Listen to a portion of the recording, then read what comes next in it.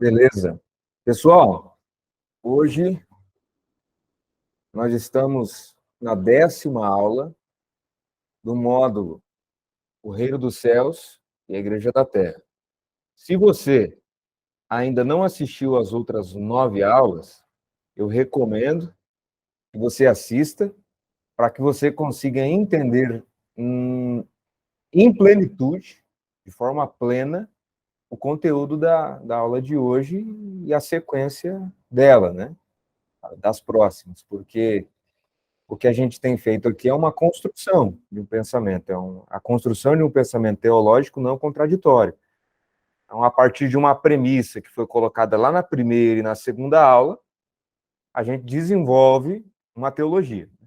A teologia, o pensamento teológico, ele admite o paradoxo, mas ele não admite o contraditório. Então, a partir das premissas lá de trás, nós estamos construindo uma teologia a respeito da igreja que não é contraditória. E na 10ª aula hoje, nós vamos iniciar um submódulo. Esse submódulo pode ser que tenha 4 aulas, pelo menos 4 aulas, talvez um pouco mais. E esse submódulo, alguns de vocês aqui, na verdade, acho que 2 pessoas que estão aqui, já viram a introdução desse submódulo, tá? Mas como a maioria dos alunos que estão presentes e dos que eu vou enviar gravado não viram, eu vou precisar repassar essa introdução, tá? E esse submódulo tem como título A Espiritualidade de Babel. Ou seja, quando a igreja corre risco do quê? Risco de ceder à tentação, de trazer para si uma espiritualidade que chega a ser quase idêntica à espiritualidade do povo de Babel. E quando eu digo sobre essa possibilidade da igreja se tornar vítima ou dominada por uma espiritualidade idêntica à espiritualidade de Babel, eu me refiro a uma lógica religiosa. Eu me refiro a uma forma de enxergar a espiritualidade, um princípio norteador que rege todo o ato litúrgico, todo o discurso religioso, todo o projeto, né? Para isso o quê? Para que nós entendamos esse risco da igreja abraçar esse princípio norteador de Babel, nós precisamos entender um pouco mais a respeito do texto da Torre de Babel. Para isso, nós vamos fazer a leitura aqui do texto de Gênesis, capítulo de número 11, a partir do verso de número 1. Está escrito assim: Ora, em toda a terra havia apenas uma linguagem e uma só maneira de falar. Sucedeu que, partindo eles do Oriente, deram com uma planície na terra de Sinar e habitaram ali. E disseram uns aos outros: Vinde, façamos tijolos, queimemo-los bem. Os tijolos serviram-lhes de pedra e o betume de argamassa. Disseram eles então: Vinde, edifiquemos para nós uma cidade e uma torre, cujo topo chegue até os céus, e tornemos célebre o nosso nome, para que não sejamos espalhados por toda a terra. Então desceu o Senhor para ver a cidade e a torre que os filhos dos homens edificavam. E o Senhor disse: Eis que o povo é um, e todos têm a mesma linguagem. E isso é apenas o começo.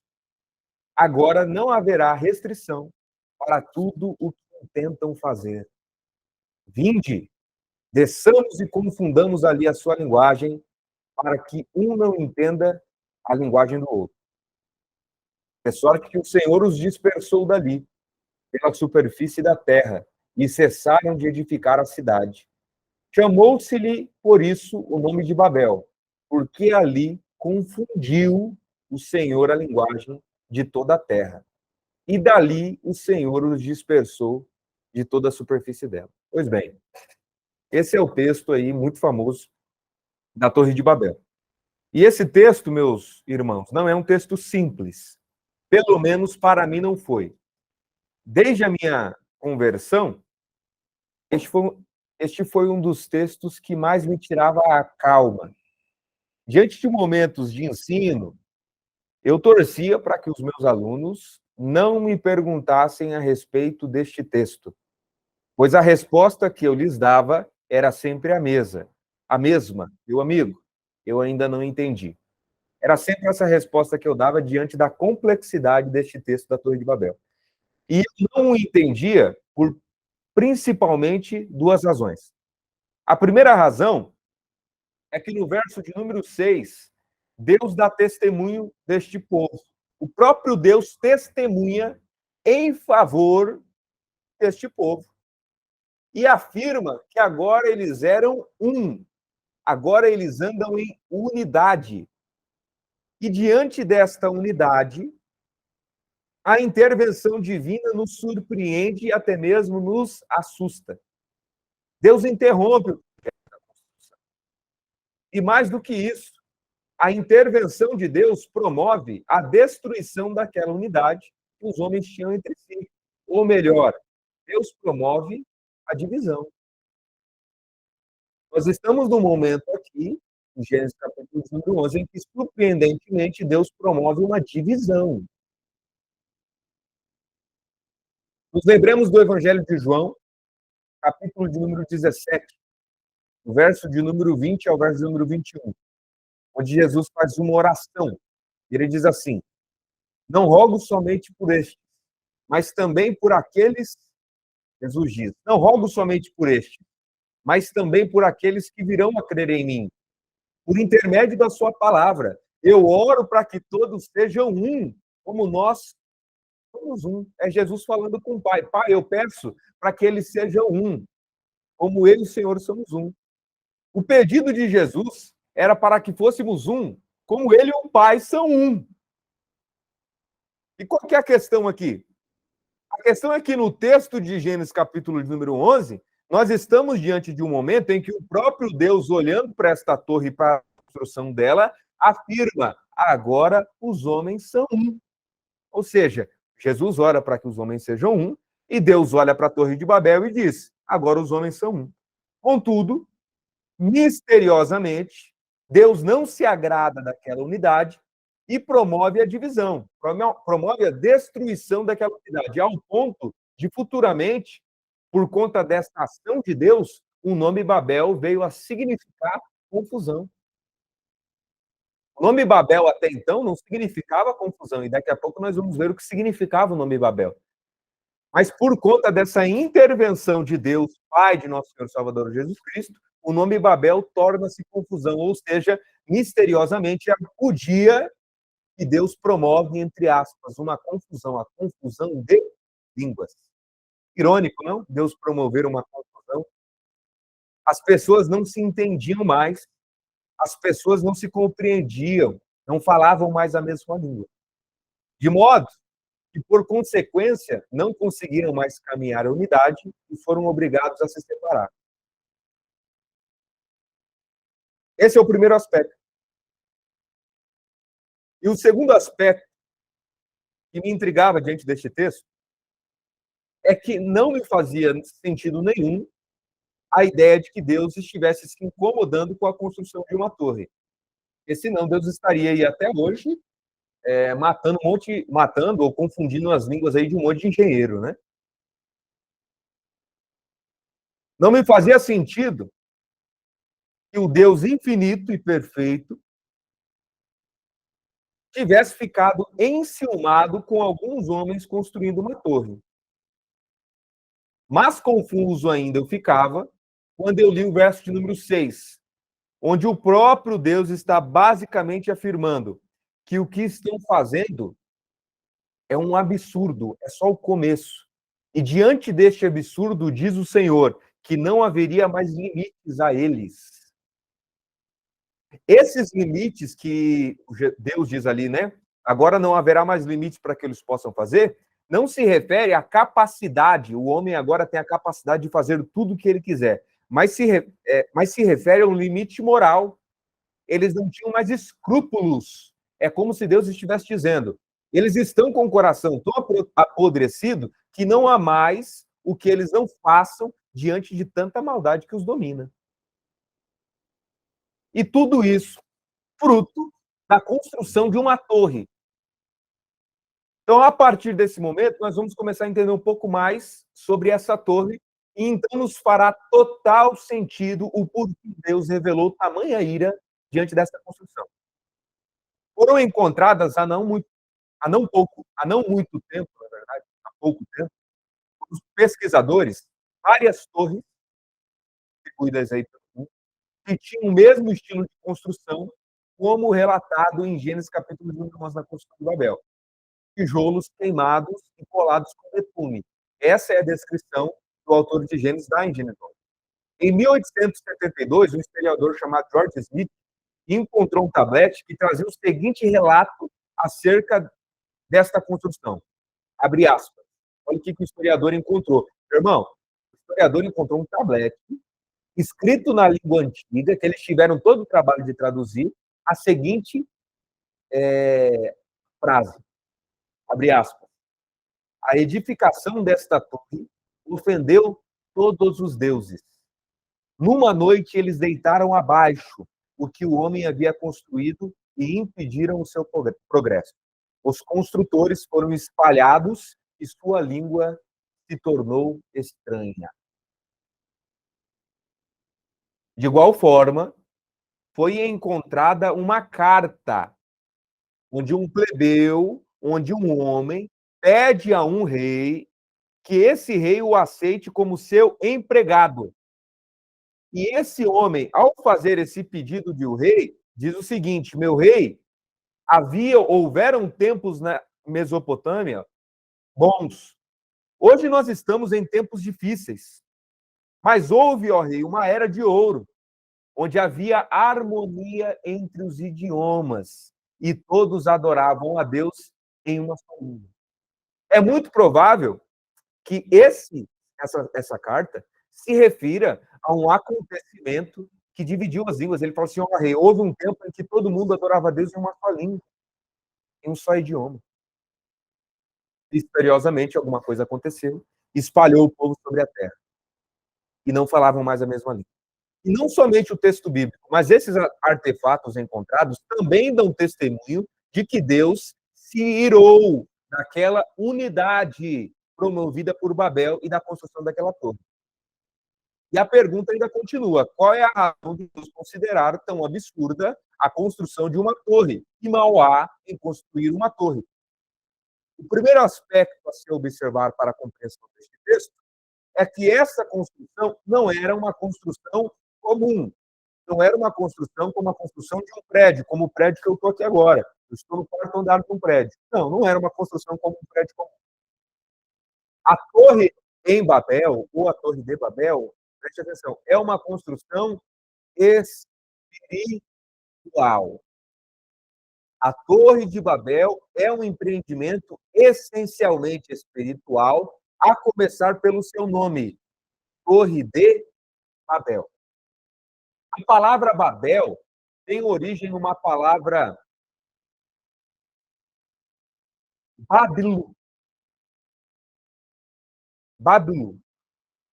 E essas duas palavras, Babilu, juntas, querem dizer o portal de Deus. Torre de Babel é a torre do portal de Deus. Esta palavra Babel dá origem ao nome Babilônia, Império da Babilônia. Babilônia quer dizer a porta de Deus. Por isso, abrindo um parênteses, quando lá na frente fala sobre uma grande Babilônia, e o autor ainda diz assim: povo meu, sai dela, povo meu, desta Babilônia, fala sobre uma espiritualidade. Babel, portal de Deus, dá origem à palavra Babilônia, que quer dizer a porta de Deus. E foi após antes da confusão de línguas, esse era o significado de Babel.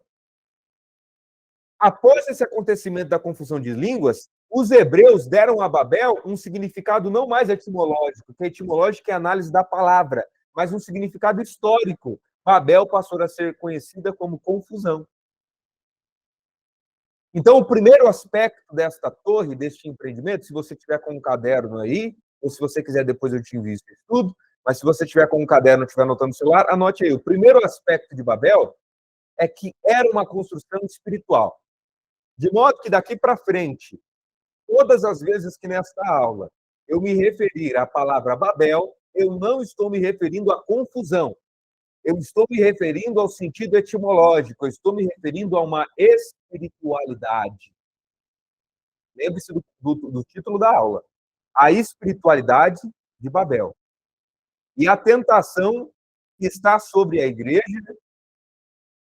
de ser dominada ou de abraçar a espiritualidade de Babel.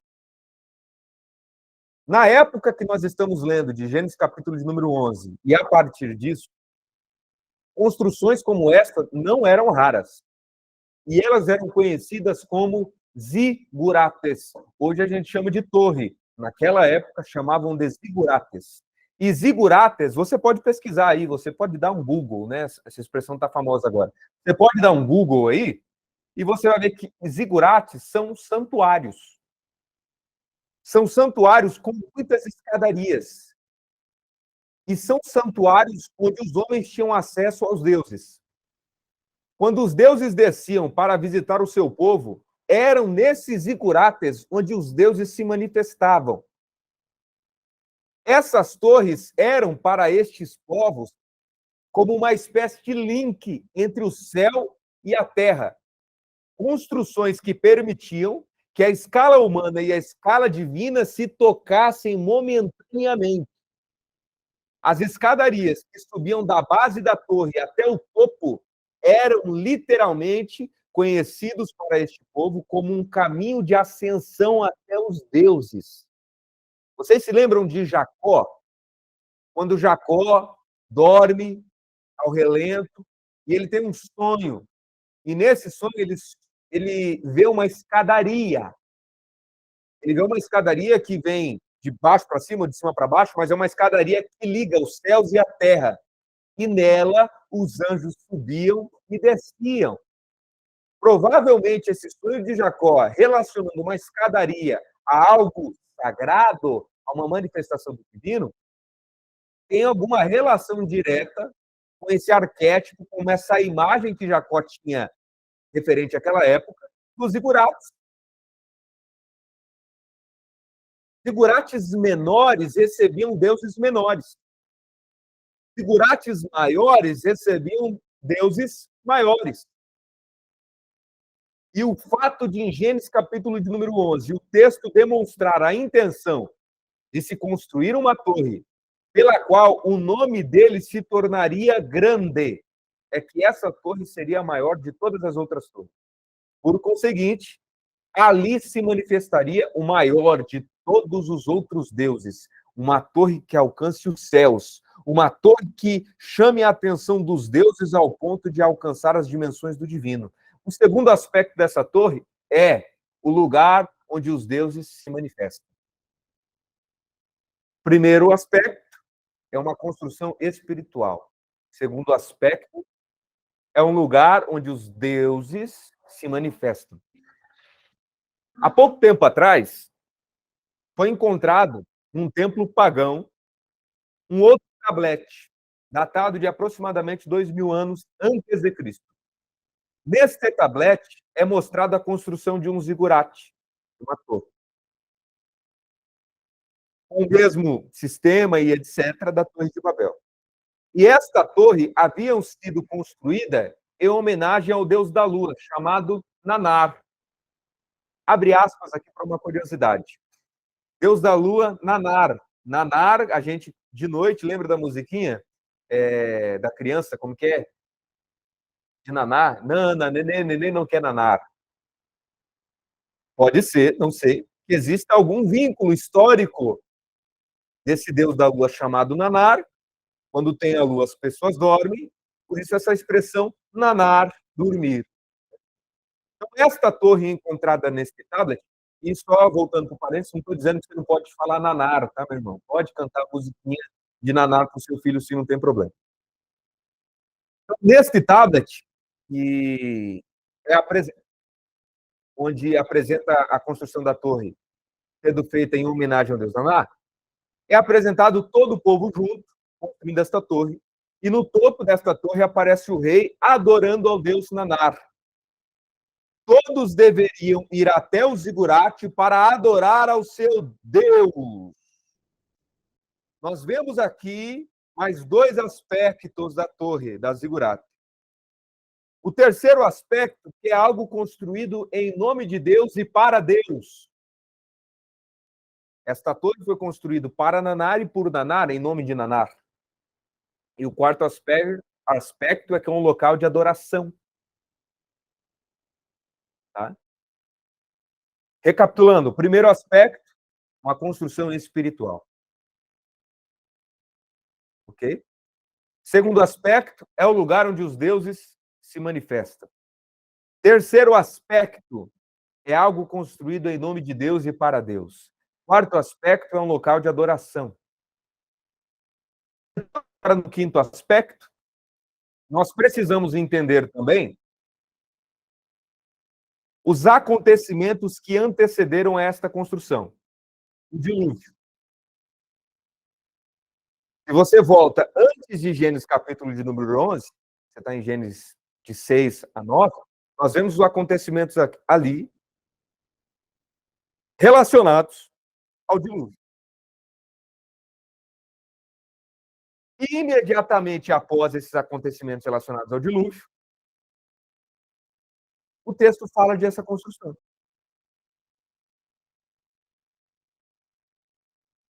Alguns historiadores afirmam que após o dilúvio, algumas pequenas inundações se tornaram mais comuns do que antes do dilúvio. De modo que os zigurates também serviam como um meio de se escapar dessas inundações. Babel se tornaria, então, uma torre tão alta, mas tão alta, que também seria capaz de escapar da ira divina, de uma grande inundação, de um outro dilúvio, caso viesse. Há uma tradição de Nimrod, você pode ver aí um pouco antes também a Bíblia cita Nimrod, fala como o Nimrod foi um grande homem da terra. Foi o Nimrod que foi o precursor, o responsável pela edificação de Babel. E este Nimrod, há uma tradição que diz que, sabendo deste dilúvio, possuído de medo, possuído também de ódio, ele se propôs a construir uma torre que escapasse de um possível dilúvio. Então, em quinto lugar, o zigurate, a Torre de Babel, é um local de refúgio para não receber sobre si a ira divina. Isso que eu estou dizendo aqui, você pode conferir nos comentários de Champlin, você pode conferir num livro do Rodrigo Silva, que fala sobre a Bíblia e a arqueologia, você pode conferir também na obra de Paul Krizek, nome estranho, né? Paul Krizek, Babilônia, a Mesopotâmia e o nascimento da civilização. Esses autores afirmam sobre a possibilidade, sobre o objetivo de escapar das inundações. Ele escapa das inundações ao mesmo tempo que acessa essas dimensões do divino quando sobe na torre. Então, o quinto aspecto e o dilúvio como símbolo da ira divina, é um local que, estando lá, você acessa as dimensões do divino e você escapa da ira divina. Se você estiver fora de lá, vai vir o dilúvio, vai vir a inundação, a ira divina, e você vai ser morto. Agora eu queria fazer uma pequena dinâmica aqui com vocês. Uma pequena dinâmica. Dentro desses 5 aspectos que eu apresentei para você, era uma construção espiritual, era o lugar onde Deus se manifestava, era algo construído em nome de Deus, era um local de adoração e era um local onde se escapava da ira divina. Eu queria que vocês se imaginassem naquela época sendo o líder desta construção. Qual seria a forma que vocês elaborariam para convidar pessoas a irem até o seu zigurate? Como vocês convidariam as pessoas a irem até a sua torre e, mais do que isso, a ajudar na construção da sua torre? Como vocês convidariam? Imagina lá atrás, pessoal. Tenta encarnar o espírito daquela época. Tenta olhar para aquela torre agora sem os preconceitos, sem toda a construção do evangelho teológica que nós temos hoje. Tenta se inserir naquela época e olhar com os olhos daquela época. Como você convidaria alguém para ir até o seu zigurate? Quem vai ser o primeiro aí a falar para mim como é que convidaria?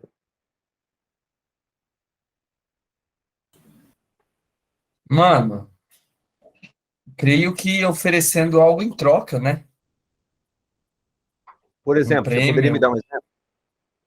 Um prêmio, algo, um valor da época, porque as pessoas não iriam gastar o seu tempo, né, e seu esforço físico sem receber algo em troca. Um parênteses que eu esqueci de falar e poderia ter dito, é que havia uma crença ensinada na época, que as pessoas indo até esta torre, subindo as escadarias, adorando lá, também levando seus sacrifícios para fazer seus sacrifícios lá, Deus os abençoaria com colheita. Ó, se vocês virem aqui e tal, vocês vão receber colheitas, etc. Vocês vão colher mais trigo, vocês vão colher mais isso, mais aquilo. Você está totalmente certo, Eduardo. As pessoas poderiam, naquela época, convidar, pessoal, vamos até o zigurate, porque se você indo lá, oferecendo seus sacrifícios lá, vocês receberão colheitas. Você elaborou um convite, Eduardo, utilizando apenas um dos aspectos. Né? É o lugar onde Deus se manifesta, etc., e fornece essas bênçãos. Né? Alguém mais quer dizer como é que convidaria para ir até o seu zigurate? Quem vai ser o corajoso aí? Luiz Henrique, Oi. acho que assim o medo também às vezes move as pessoas. Então, falando que se tiver um dilúvio, eles podem fugir por lá, né? Pode ser um lugar de refúgio. E se eles ajudarem, eles vão poder utilizar esse refúgio quando vier alguma ocasião que eles precisem, né? Está certo, Daniel. O Eduardo utilizou um aspecto ali, a ganância. A Daniela utilizou outro aspecto, o medo. Tá? Eu vou ler aqui para vocês o convite que eu fiz, me colocando participante da construção de Babel. Um convite que eu explorei todos os aspectos que envolviam essa construção. E o convite seria feito, eu faria da seguinte forma, abre aspas. Venham para Babel. Venham para a sua torre, a torre divina. Venham para esta torre para a qual os deuses detêm o seu olhar. Venham para Babel, pois é uma torre santa, é uma torre espiritual. Venham! Venham ver o que Deus está fazendo aqui. Deus tem se manifestado nesta torre. Venham! Venha você mesmo e também veja. Venha receber a bênção de Deus, fertilidade, colheitas, chuva no tempo correto, a proteção sobre as pragas das plantações. Venham aqui para receber a bênção dos deuses. Esta torre, meus amigos, é aquilo que construímos para Deus. Pare de priorizar a sua vida comum e venha ajudar a construir essa torre. Entregue seu sacrifício a Deus. Traga as primícias da terra, animais, sacrifique seus primogênitos, entregue o que você tem de melhor, pois aqui é um local construído para Deus. Venham adorar a Deus, venham se aproximar dele, venham cantar a ele e entregar a Deus os seus sacrifícios. Aqui é o nosso refúgio para escapar das calamidades. Se a ira dos deuses cair sobre o mundo e enviar inundações, atingirá os infiéis. Nós que estamos aqui dentro desta torre e que participamos da construção e das atividades dela, seremos livres da ira divina. Ela atingirá os que servem os deuses mais fracos. Nós, porém, nesta torre, estaremos protegidos. Aí eu gostaria de fazer uma pergunta para vocês. Vocês perceberam alguma coisa estranha neste convite? Sim ou não? Não estou falando nada, tá, pessoal? Estou falando nada. Sim, percebemos. Sim. O que percebeu de estranho, Eduardo? A semelhança com algumas denominações. E olha, eu não estou fazendo nenhum juízo de valor até agora sobre Babel. Eu estou apenas fazendo uma construção histórica. Babel é um ambiente totalmente espiritual e nos fala da espiritualidade de um povo. A espiritualidade deste povo era tão real,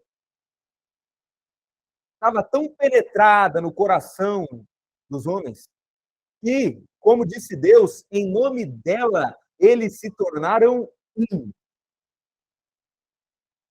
E em nome desta espiritualidade, todos em unidade se uniram e se empenharam em um projeto para construir uma torre.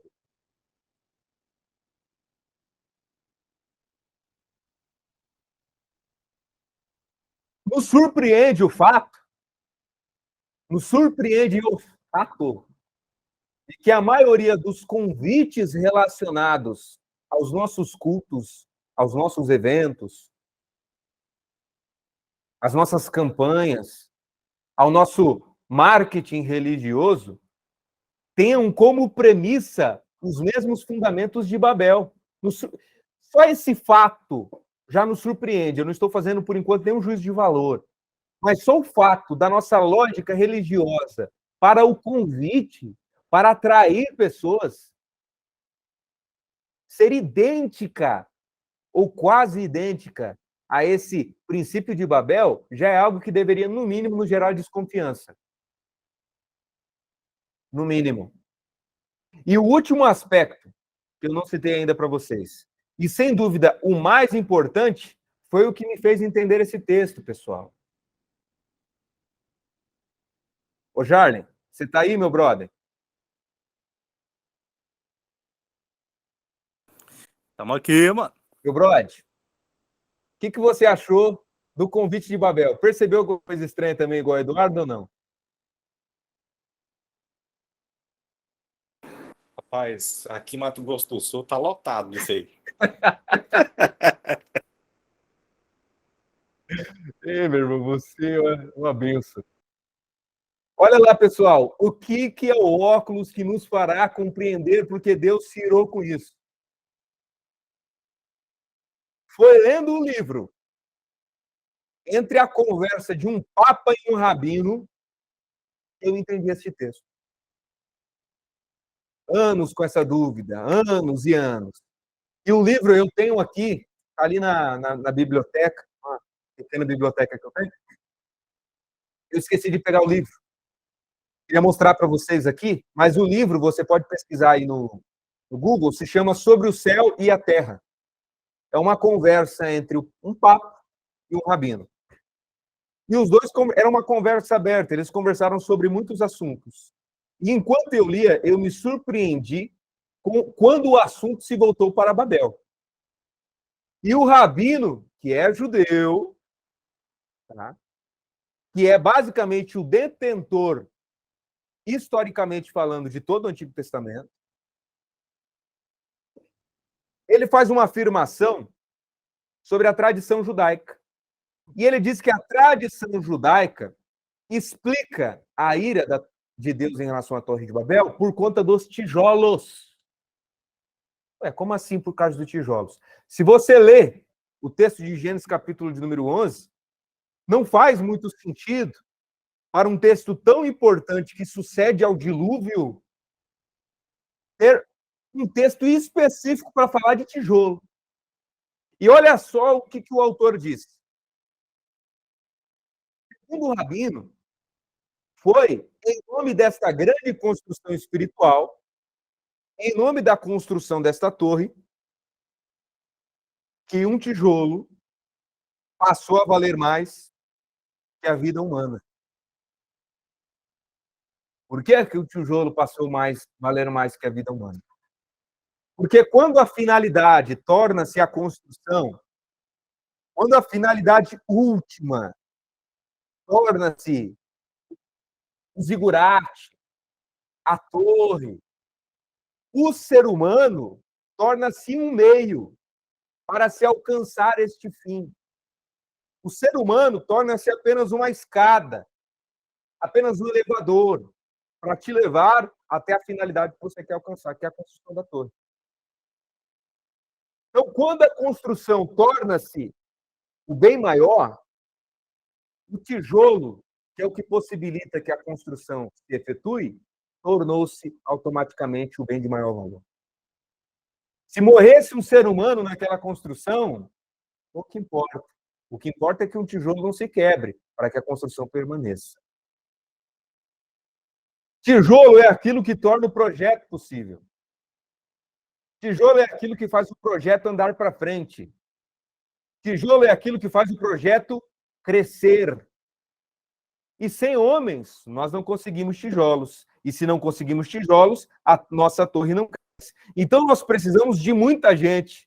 Precisamos alcançar o máximo de pessoas possíveis, pois somente assim conseguiremos fazer a torre crescer. Então, neste momento, o tijolo passa a ter mais valor do que um ser humano. E o ser humano define o seu valor apenas pela sua capacidade de levar tijolos e construir, cara.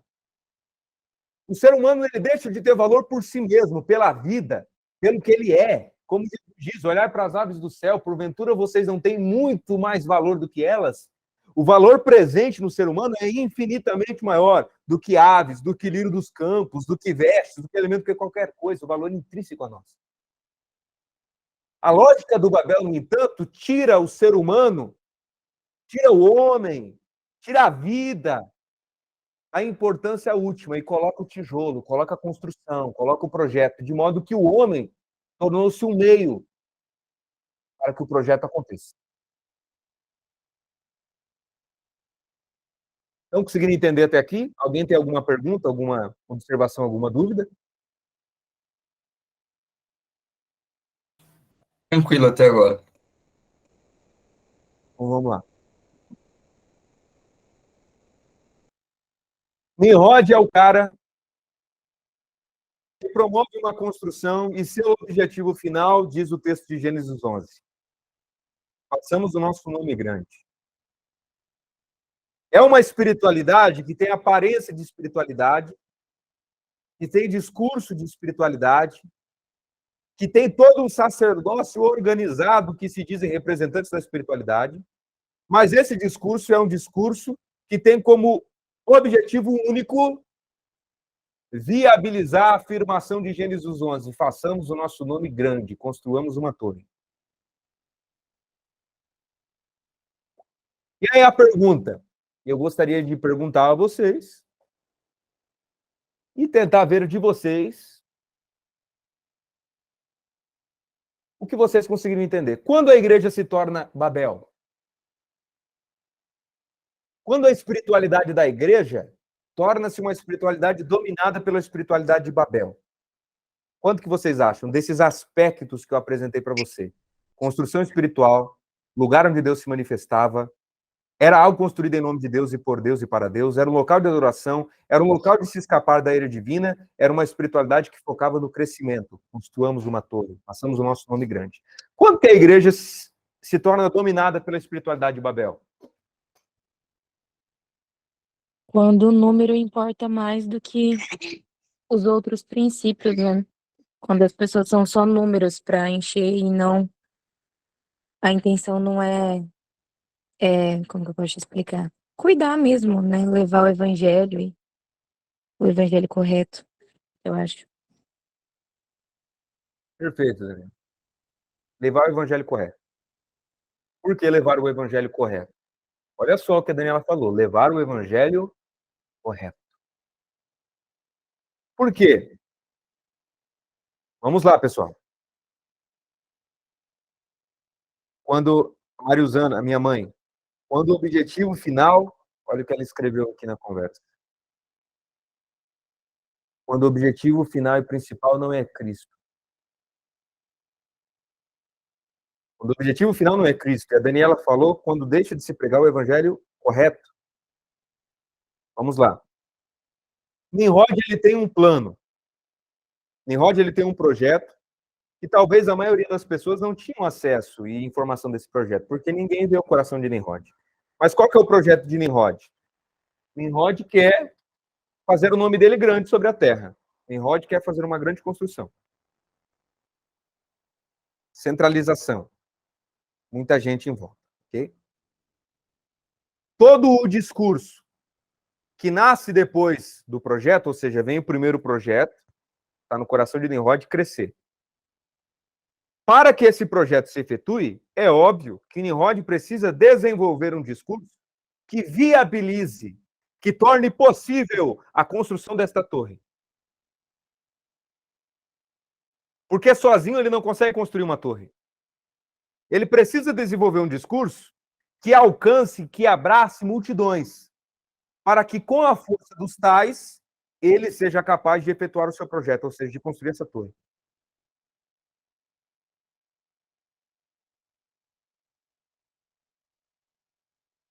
A igreja começa a se tornar Babel quando ela, na semelhança de Babel e na semelhança, essa é a aula de número 1, é a introdução deste módulo de Babel.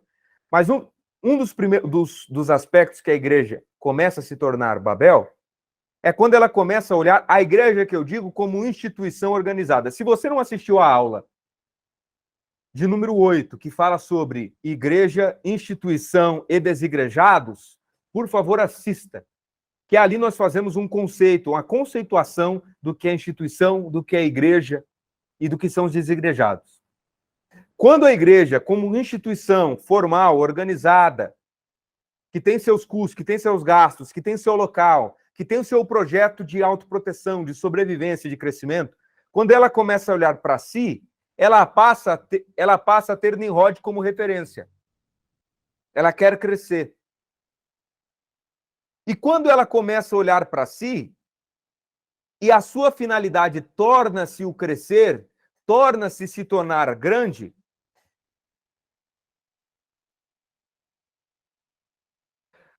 ela começa a dar mais valor aos tijolos, o que viabiliza o efetuar do seu projeto, do que a vida humana. Por quê? Olha só por quê. Porque quando... Imagine aqui que eu sou pastor de uma igreja. E eu quero crescer. E além de crescer, eu preciso sobreviver, eu tenho gastos estruturais. E eu, como quero crescer, como quero alcançar muita gente, como tenho vários projetos, eu preciso desenvolver um discurso que faça com que você que me ouça entregue a sua mão de obra, o seu dinheiro, para o meu projeto, senão ele não cresce. O grande problema é que assistam à aula de número 8. O discurso do evangelho não torna viável a construção de qualquer projeto centralizador. O discurso do evangelho é tão escandalizador, é tão loucura, como disse Paulo, escândalo e loucura, que ele nos coloca uma liberdade tamanha que constantemente a nossa instituição está correndo risco. Mas como os líderes institucionais querem deixar de correr estes riscos, eles começam a ceder parte do seu discurso para a espiritualidade de Babel, porque visam as necessidades estruturais. Eles começam a criar concessões no discurso. Na aula de número 8, eu apresentei para vocês o como toda a teologia da igreja medieval, da igreja católica, se desenvolveu a partir desta premissa. Eliminar os riscos para a própria sobrevivência, para se tornar grande.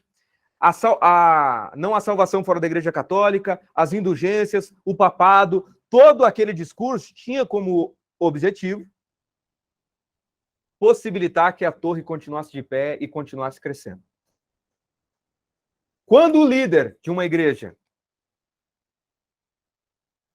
faz qualquer parênteses, qualquer aspas, qualquer acréscimo, qualquer vírgula no seu discurso, o distanciando do que é o evangelho, e isso se preocupando com uma necessidade estrutural, uma frase muito clara desta realidade, é quando você está conversando com o pastor, tinha uma cidade onde o pastor me convidou a se retirar da igreja. Na verdade, ele não convidou literalmente, né? Mas olha só, vou te dizer aqui. Fui numa célula, comecei a falar, o pessoal gostou, me convidou para dar uma palavra na célula. Acabei, fui convidado para pregar na igreja e o pessoal começou a me conhecer e tal, etc. Até que um dia eu escrevi um texto e compartilhei com o pessoal. E muita gente compartilhou esse texto da igreja ali. Depois de um tempo, o pastor, eu estava fazendo... Tem alguém entrando aqui.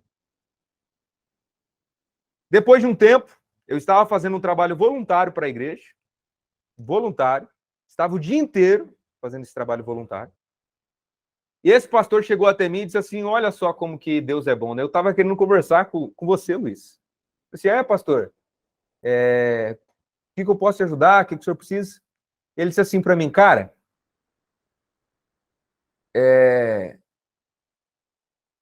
eu queria conversar com você sobre aquele texto que você compartilhou com o pessoal. Eu disse, não, o que tem aquele texto? O que tem, cara?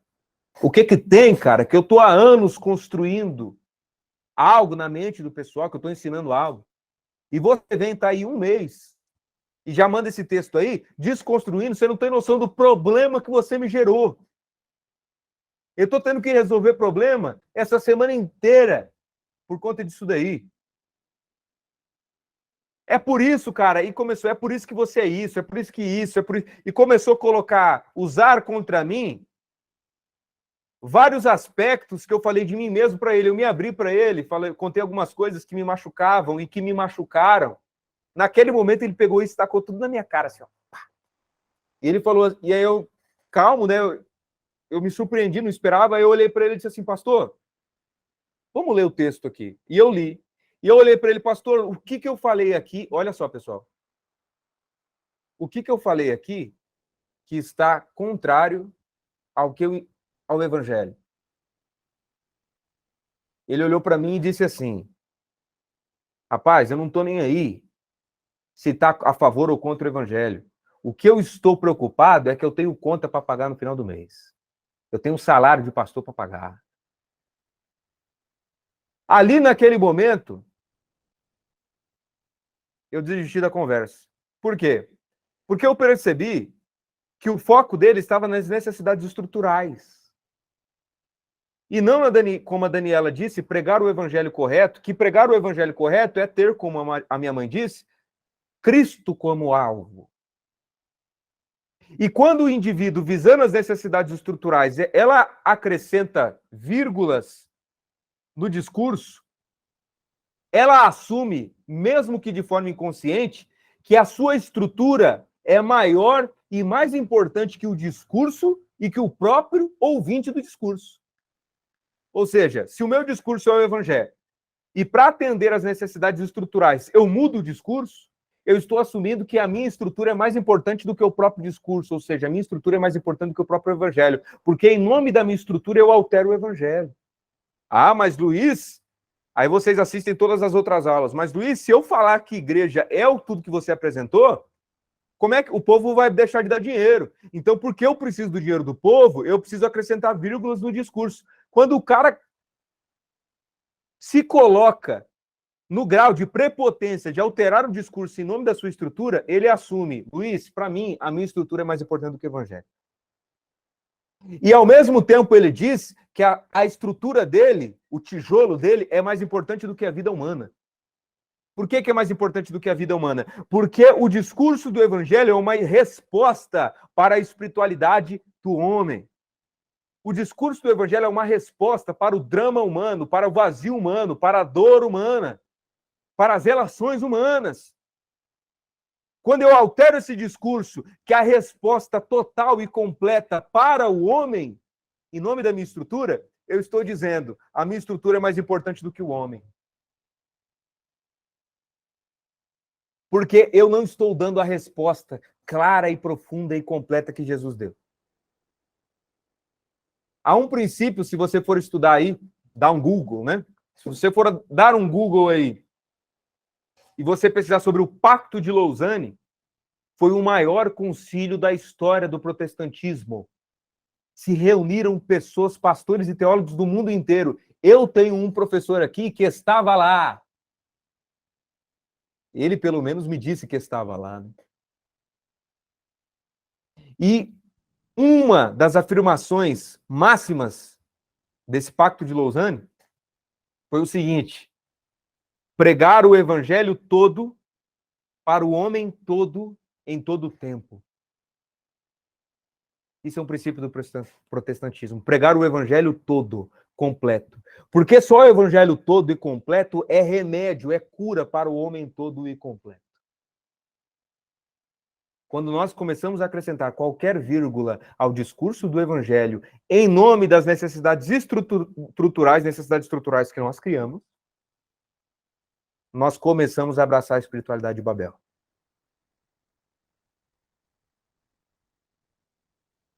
A finalidade torna-se a própria estrutura. O tijolo vale mais do que a vida humana. E algo que eu vejo assim interessante é que o discurso da espiritualidade de Babel é eficaz para o controle. Tanto é que promoveu aquela unidade. O que nós vemos de pastores e teólogos, ensinadores, e agora apóstolos, profetas e arcanjos e querubins, líderes desses movimentos, que são absolutamente doidos para promover na igreja deles uma unidade igual a de Babel.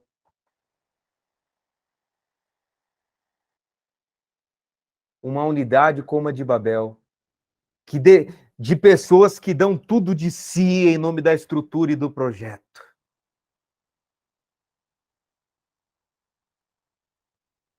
Mas sabe, meus irmãos, chegará o dia em que Deus dirá à igreja brasileira o mesmo que disse a Babel: desçamos. Deus descerá. Chegará esse dia. Chegará esse dia. Eu creio nisso por fé. Chegará o dia em que Deus intervirá. Chegará o dia em que Deus colocará um ponto final em toda a espiritualidade de Babel. Aquele foi o dia em que Deus promoveu uma divisão. Nem sempre divisões são más. Há divisões que nascem do amor, porque o nosso Deus foi chamado de amor e promoveu a divisão.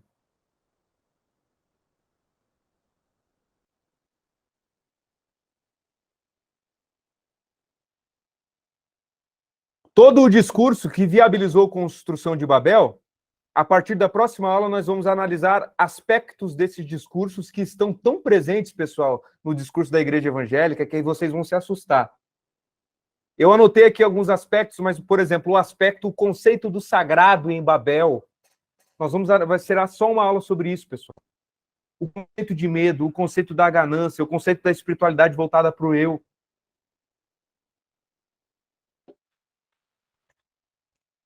Tudo isso é um discurso que é usado como finalidade última a construção. E, às vezes, as pessoas nem percebem.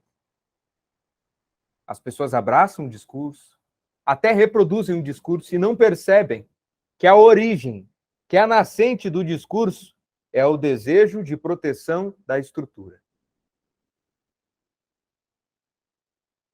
Alguma pergunta?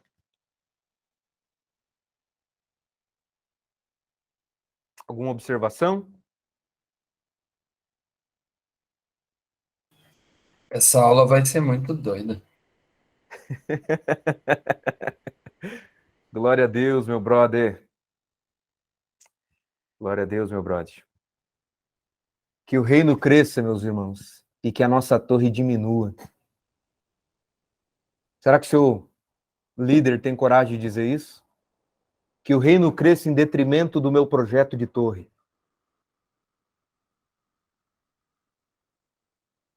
Tem um aluno que faz parte aqui, hoje ele não está, Eu fui na igreja dele. Tem um aluno que... Luiz Fernando, meu amigo Luiz, você acabou de entrar aqui na aula, meu brother. A aula está quase acabando, mas fica aí até o final. Mas depois eu vou te enviar a aula gravada e você vai conseguir assistir ela por completo, beleza? Conseguiu me ouvir, Luiz? Beleza. Depois eu te envio ela gravada. Vamos lá, pessoal. E eu fui nesse culto, pessoal, nessa reunião dos irmãos da igreja desse aluno. E quando eu cheguei lá, uma irmã começou a chorar demais enquanto ela cantava. Chorava assim, de uma forma que eu até me preocupei. Ela chorava muito, assim, de gemer. E depois que ela conseguiu um pouco se conter, ela disse que teve uma visão, e nesta visão ela viu um templo gigantesco, muito lindo, muito belo. E nesse templo gigantesco, ela viu muitas pessoas dentro dele cantando, adorando e dizendo: Jesus, eu te amo, eu te adoro, Jesus. E quando elas diziam eu te adoro, Jesus, elas se curvavam, ficavam de joelhos para um trono que estava lá na frente do templo. O trono estava lá. E quando aquela visão que ela teve focou no trono, foi quando ela começou a chorar, que ela disse que viu o diabo lá sentado. Ela viu Satanás. E as pessoas se curvavam diante dele e diziam: Jesus, eu te amo. Jesus, eu te adoro. Que nós não caiamos, meus irmãos, na armadilha de sermos vítimas da enganação da espiritualidade de Babel. Ela se traveste de uma espiritualidade. E essa espiritualidade nos distancia cada vez mais da espiritualidade do Evangelho. É uma espiritualidade que, em contramão ao princípio, assistam a aula novamente que eu te falei. Na verdade, assistam todas, mas isso que eu vou dizer agora está na aula de número 8, Instituição e Igreja e Desegrejados.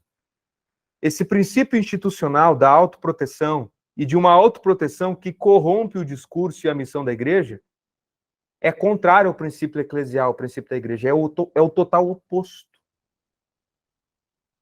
É o total oposto, pessoal. Tá? Não caiam mais, a partir de hoje, na seguinte afirmação: se eu pregar o que o indivíduo X ensina, não vou conseguir pagar a conta, não vou conseguir alugar isso, não vou conseguir fazer isso, por duas razões. A primeira razão é que o discurso é mais importante do que as contas da estrutura. A pregação do evangelho é mais importante do que as contas estruturais que nós temos para pagar, contas estruturais que Jesus nunca criou, foram nós que criamos. Não tenho nada contra, podemos criar. O problema é quando se corrompe o discurso. E o segundo aspecto é que um aspecto que é chamado maquiavélico. Por que maquiavélico? O Maquiavel é um cara que escreve sobre política. Você pode ler o livro dele, O Príncipe. E Maquiavel, ele foi o célebre dessa frase aí que a gente conhece hoje, que se chama assim: os fins justificam os meios. E o que isso significa? Em nome desse fim que eu quero alcançar, tudo mais que eu faço ou deva fazer se justifica em nome do que eu quero alcançar. Por mais que talvez a pessoa tenha uma boa intenção de um fim, não, eu quero que minha igreja tenha muito dinheiro, porque se ela tiver muito dinheiro, eu vou conseguir pagar 900 milhões de missionários. Ou seja, a intenção é boa, quer pagar os missionários. Mas os fins não justificam os meios. Porque o fim do evangelho, o fim que a gente quer alcançar, a finalidade, o evangelho determina também os meios. E qual é o meio que o evangelho determinou para alcançarmos o fim? A finalidade é a pregação do evangelho pura e simples. Não é porque eu tenho um projeto, não é porque eu tenho um fim, que em nome desse fim eu devo alterar o que Jesus disse. Pelo contrário, nós temos que pegar a nossa estrutura e a nossa instituição e colocá-la de joelhos diante de Jesus. Conseguiram entender? Os fins não justificam os meios. Pelo contrário, o fim apresentado pelo Evangelho determinou também a forma de se chegar lá, o meio. E esse meio é o quê? É o que o Evangelho já falou. É a pregação do Evangelho e é a vivência dele pura e simples, sem acréscimos. Sem acréscimo. Então, a sua igreja, a minha igreja, as nossas igrejas que eu digo nesse sentido social como a gente tem de hoje, essa estrutura, o local que a gente vai. A estrutura religiosa começou ou já abraçou Babel quando ela começa a aceitar vírgulas no discurso para eliminar os riscos que a estrutura corre de deixar de existir, e quando ela começa a alterar o discurso do evangelho em nome do seu projeto, em nome de sua própria existência. Ela não pode. A igreja não pode se proteger de uma forma que corrompa a sua missão. A igreja de Jesus serve a um Deus onipotente que se fez vulnerável. Um Deus todo-poderoso que se fez simplicidade e fraqueza. Um Deus que foi chamado dos exércitos, que aceitou ser esbofeteado na face. A igreja serve a este Deus. A igreja serve a um Deus que entre matar e morrer escolheu morrer e morte de cruz. Se o nosso Deus seguisse esse princípio que a igreja brasileira tem vivenciado, o nosso Deus jamais morreria em cruz. O nosso Deus jamais se faria vulnerável, jamais se faria pequeno, mas ele se revestiria de um senso de autoproteção. E sabe quem tentou Jesus a ter um senso de autoproteção? Foi o diabo. Se joga deste lugar alto, porque os anjos te protegerão. Jesus não usou anjos para se proteger. Pedro quis protegê-lo de um meio que era contrário ao meio do evangelho. Jesus diz aqui, Pedro, se eu quisesse me proteger, eu chamaria legiões de anjos, Pedro. Pedro, em mim Deus se fez vulnerável, Pedro. E Jesus foi lá e curou o seu algoz, curou o seu perseguidor. Jamais, em hipótese alguma, a igreja pode alterar o discurso do evangelho em nome de uma necessidade estrutural. Quando ela faz isso, abraçou a espiritualidade de Babel e, por consequência, deixou de ser igreja. Ah, Luiz, mas você não viu? Que bonito o que aquele pastor fez? Meu irmão, pode ser que esse pastor tenha a mais boa das intenções. É um homem bom, de coração sincero e puro. Mas se ele acrescentou uma vírgula, Jesus disse, ai daqueles que acrescentaram uma vírgula, se ele acrescentar uma vírgula ao discurso do evangelho, ele deixou de ser resposta para a espiritualidade do homem, para o homem todo. Está sendo uma resposta manca. Está sendo um pássaro que não voa. Eu disse para vocês em aulas passadas que a igreja é um tripé. É resposta para as necessidades do homem, necessidades espirituais, materiais e emocionais. A resposta para a necessidade espiritual do homem, ou seja, é um tripé, espiritual, material e emocional. Quando a igreja deixa de ser resposta para o espiritual, é quando ela deixa de pregar o evangelho, porque o evangelho, a pregação, o ensinamento é a resposta para a espiritualidade.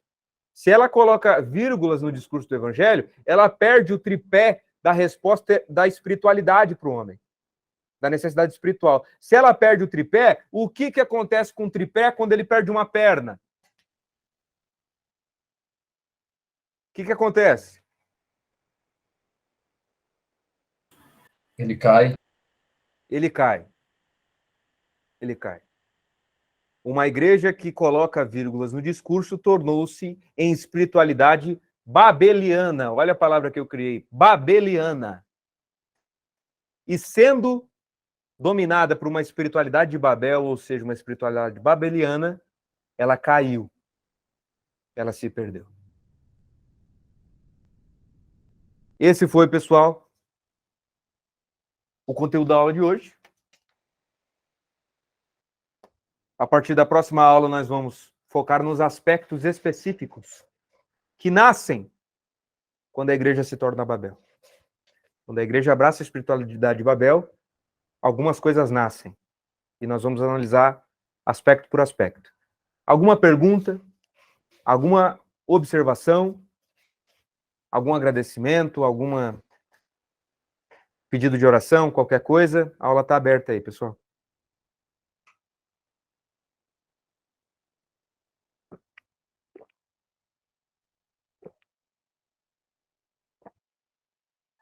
Nenhuma pergunta? Quando não tem nenhuma pergunta, eu fico preocupado achando que ninguém entendeu nada.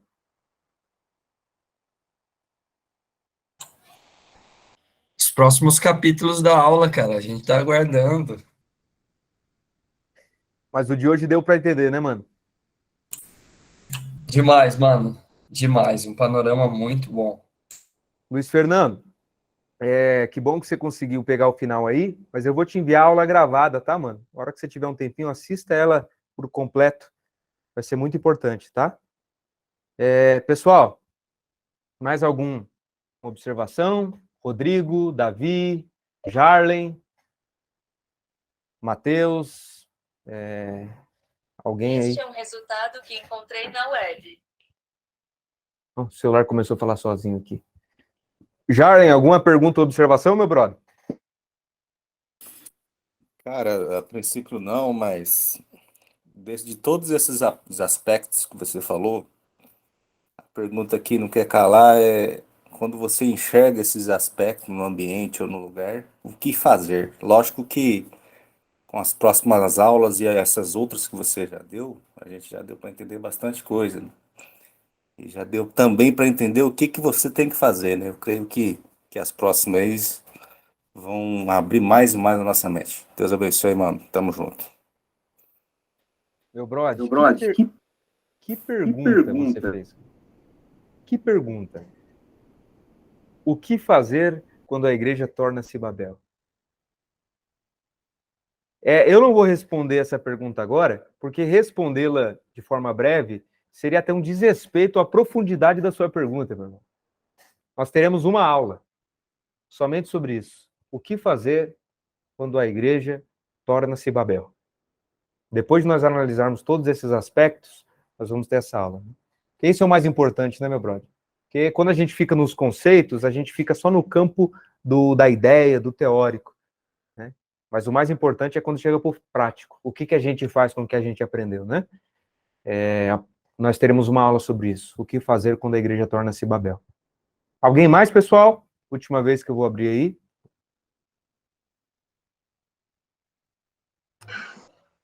Agradecer aí também a todos. E o que eu acho legal é que o amor, né? O imenso amor de Deus fez com que as línguas fossem divididas para que o povo pudesse, não sei se enxergar, mas retroceder, né?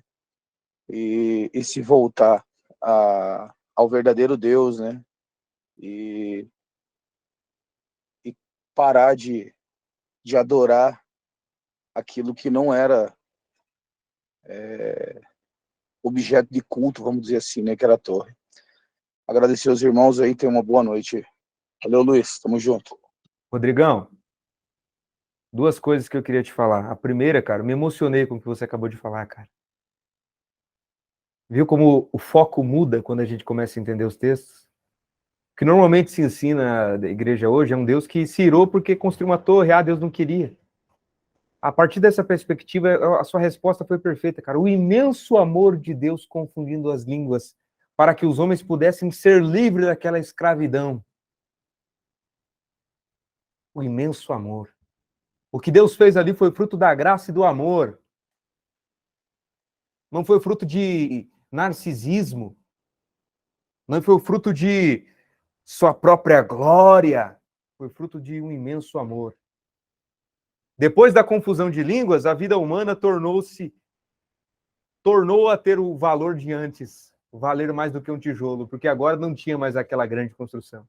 Então o tijolo deixou de ter valor, voltou agora então a valer a vida humana.